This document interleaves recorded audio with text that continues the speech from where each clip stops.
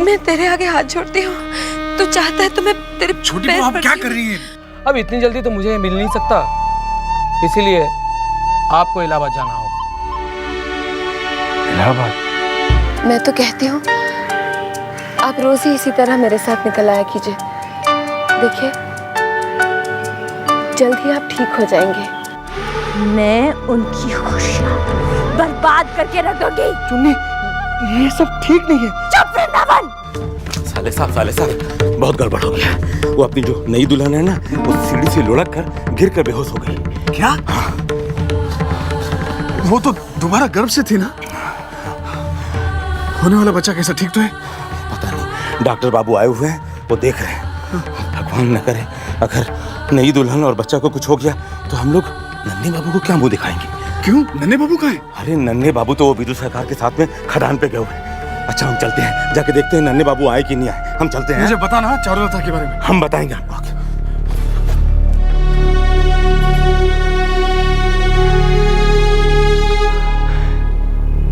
ये हवेली को हो क्या रहा है? एक के बाद एक दुर्घटनाएं होती जा रही है। लगता है किसी की नजर लग गई।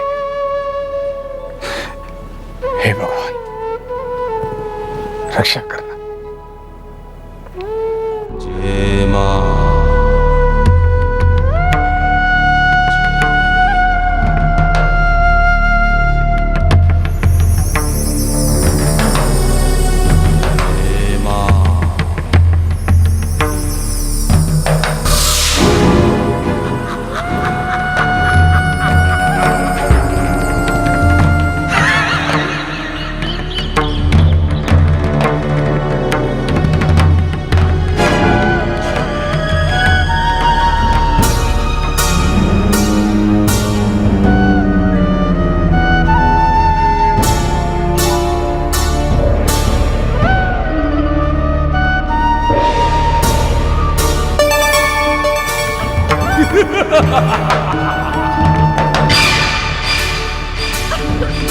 बेटी जरा सब्र कर, सब ठीक हो जाएगा, सब ठीक हो जाएगा। बहन जी लगता है मेरी बहू पर किसी की नजर लग गई।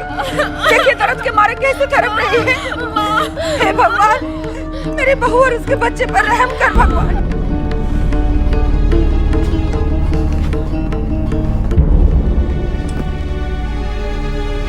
घबराई मत मसले बाबू, बुरहानी ठीक हो जाएगी। ये डॉक्टर बहुत अच्छा है, काफी नाम है डॉक्टर का। सब ठीक हो जाएगा।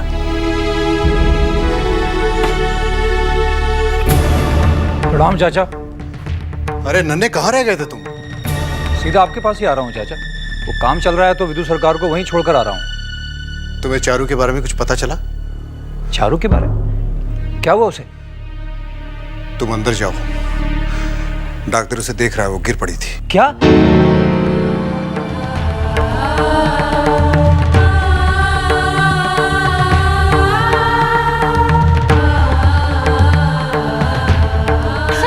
खतरे से बाहर है। ये लीजिए दवा, 2 बार करके 3 दिनों तक खिला दीजिएगा। ठीक है, कुछ नहीं हुआ, ठीक हो जाएगा, सब ठीक हो जाएगा। चारू, क्या हुआ चारू को? डॉक्टर चारू कैसी है? बिल्कुल ठीक ठाक। बच्चा भी सही सलामत कर ले, हम लोग सब हैं ना। शुक्रिया डॉक्टर। कुछ नहीं होगा बेटा, भगवान पर भरोसा रख, बस देखना सब ठीक हो जाएगा। बेटी, चारू, बेटी दर्द थोड़ा कम हुआ? हाँ, दर्द थोड़ा कम होता था। हे भगवान, तेरा लाख लाख शुक्र। जा बेटा, अब सब ठीक हो जाएगा, देखना। ठीक है माँ, मैं डॉक्टर बाबू से बात करके आता हूँ। हाँ। चारू,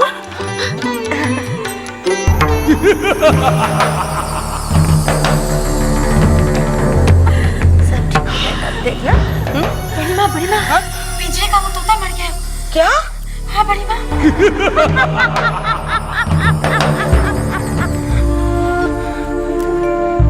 शायद एक बहुत बड़ी मुसीबत मेरी बहू और पोते पर आने वाली थी। तोते ने उसे अपने ऊपर ले ली। बहन जी, लगता है मुसीबत टल गई। लेकिन आपको कैसे पता चला कि आने वाला बच्चा पोता ही होगा? पोती भी तो हो सकती है। नहीं बहन जी,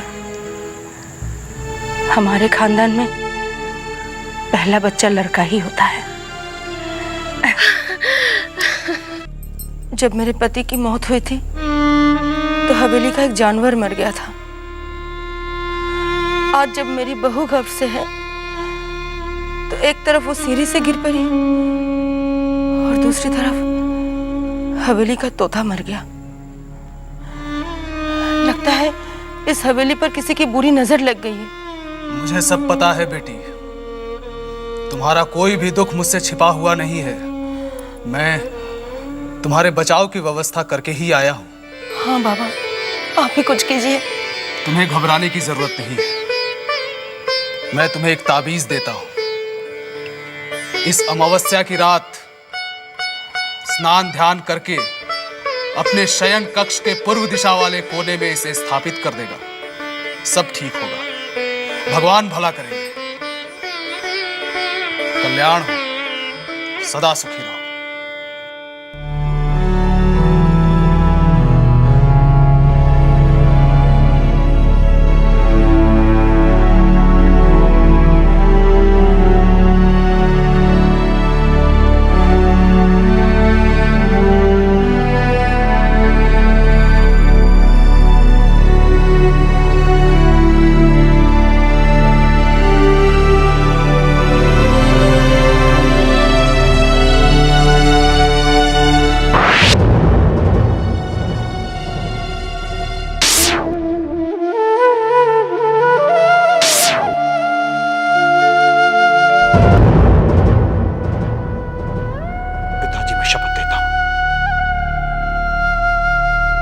शपथ लेता हूं कि मैं आपकी मौत का बदला लेकर ही रहूंगा।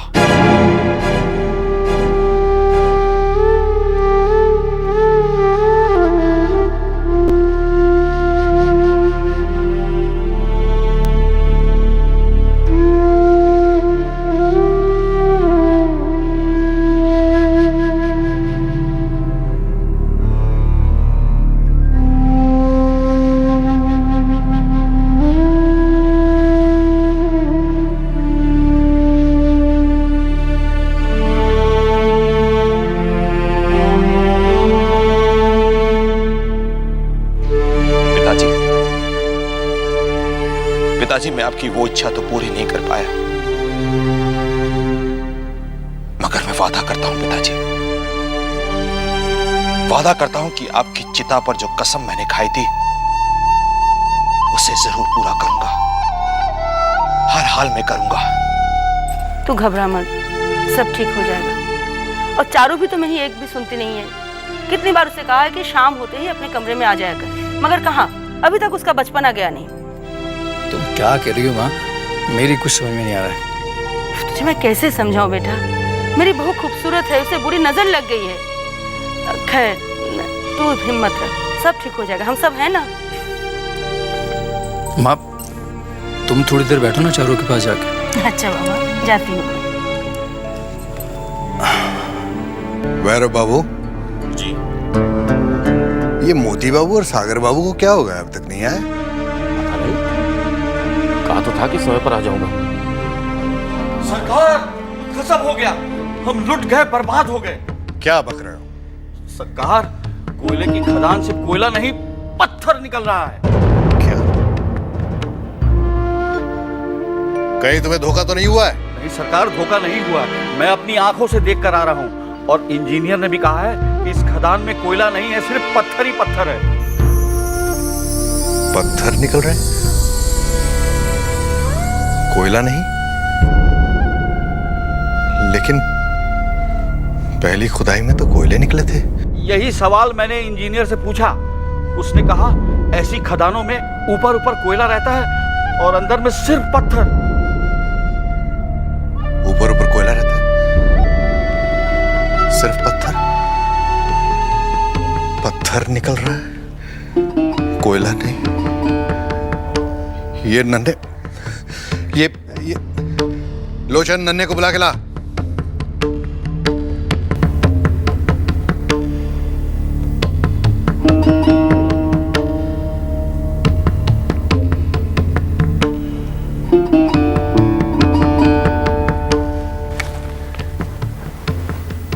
मझले बाबू, ये तो बहुत ही बुरा हुआ। आपने तो सब कुछ दांव पर लगा दिया था। ये सब नन्हे की नादानियों का नतीजा है भैरव बाबू। चाचा जी, ये सब क्या सुन रहा हूं मैं? सही सुन रहे हो नन्हे, सही सुन रहे हो। वो कोयले की खदान, जिसमें कोयले की एवज में क्या निकल रहा है मालूम है? पत्थर निकल रहा है, पत्थर। उन पत्थरों का क्या करें?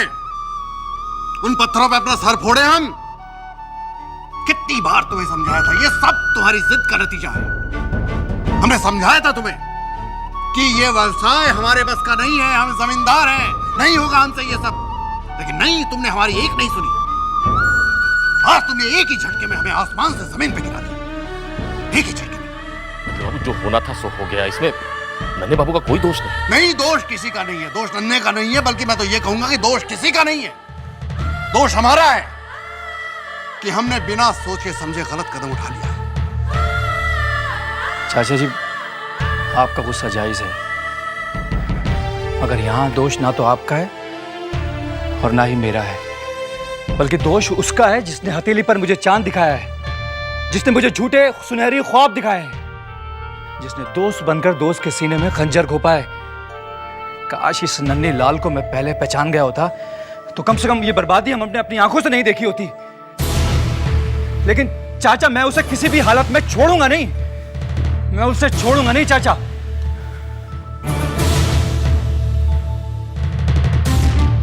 हिम्मत से काम लीजिए।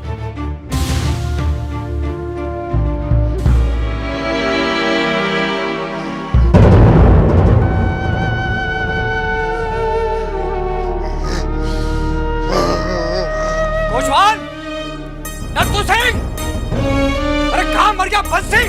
सरकार नत्थू से वॉलकेट खोलो। सरकार, आप बैठिए, हम खुलवाते हैं। नत्थू सिंह, दरवाजा खोलो, नन्हे बाबू की सवारी जा रही है। चल जल्दी।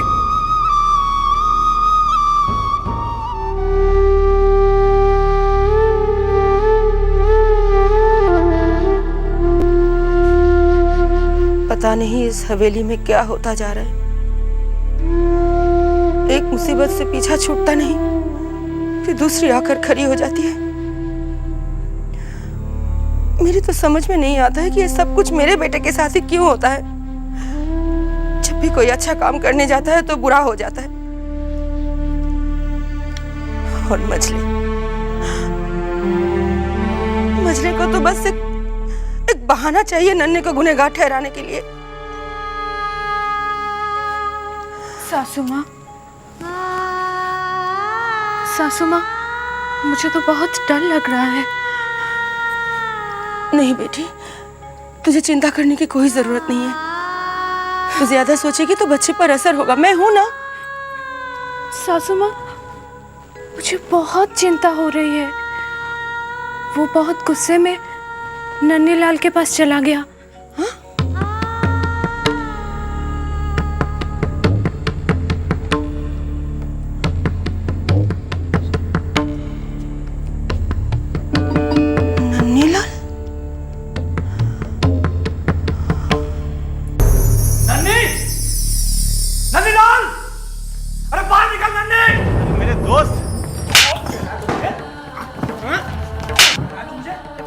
मैंने दोस्ती की लाश पड़ा यार, अरे मारते लगती है यार, मारते रहोगे, कुछ बोलोगे भी?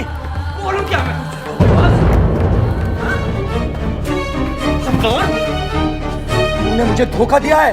अरे चालाक तो तू था, मैं जानता था अच्छी तरह से, मगर तुमने दोस्त को ही धोखा देगा तो मैंने कभी सोचा भी नहीं था। मारोगे नहीं? मैंने क्या किया ये बताओ। धोखा दिया है तूने मुझे, धोखा। अरे तेरे कहने पर मैंने वो कोयले की खदान खरीद ली। मैं तो पहले से कारोबार नहीं करना चाहता था। नतीजा क्या हुआ पता है तुझे? हीरे के बजाय पत्थर निकल रहे हैं उसमें से। ये तुम क्या कह रहे हो? ऐसे कैसे हो सकता है? बोला मत बन, बोला मत बन। ये बता के दलाली कितनी मिली है तुझे? दलाली? दलाली की बात कर रहे हो तुम ना? किसने अलग किया था मुझे? किसने अलग किया था मुझे? नहीं कि ये हिस्सेदार नहीं हो, हिस्सेदार तुम्हारा मैं।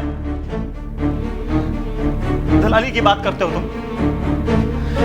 मुझे ये सब पता होता ना, मैं कभी तुम्हें फंसने नहीं देता, कभी फंसने नहीं देता। दोस्त हो तुम मेरे, तुम्हारे लिए जान दे सकता हूं। तुम तलादी की बात करते हो।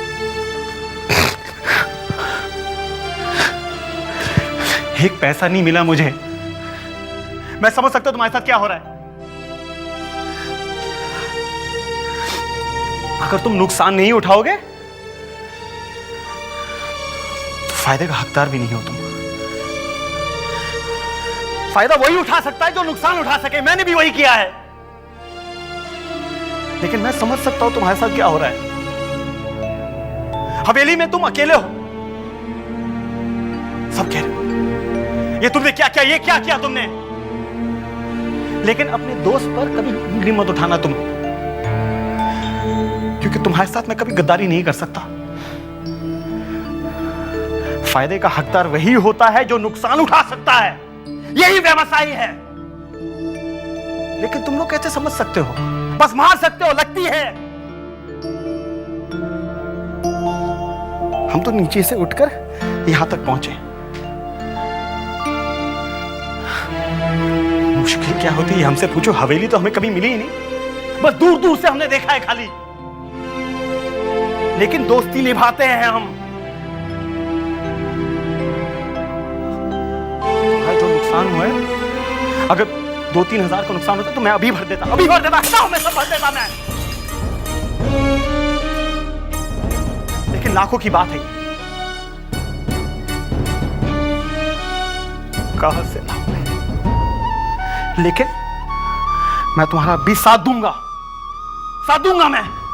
जितना तुम्हारा नुकसान हुआ है ना, मैं तुम्हारा साथ दूंगा, उतना ही फायदा होगा तुम्हें। हम मारो मुझे, मारो मारो मारो मुझे, मारो। हम मार क्यों नहीं रहे हो? मारो ना मुझे। अरे जा क्यों रहे हो, मारो।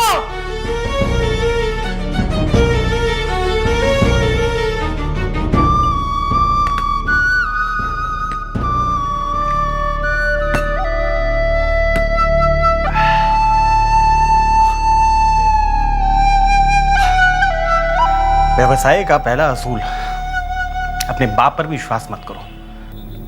साले साहब, हम तो बहुत समय से ही हवेली में हैं, बहुत कुछ देखा है, मगर जो भी देखा है सब अच्छा ही देखा है। आज तो हमको विश्वास ही नहीं होता है कि इस हवेली का इतना बुरा समय आ गया है।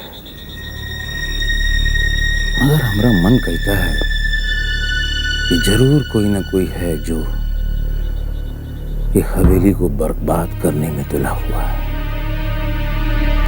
तुम नहीं जानते कि हवेली के खिलाफ कैसी साजिश रची जा रही है, और इस साजिश में शामिल हैं मेरे पति, नाटू दत्त और हाबुल दत्त। ये लोग हवेली को बर्बाद करना चाहते हैं।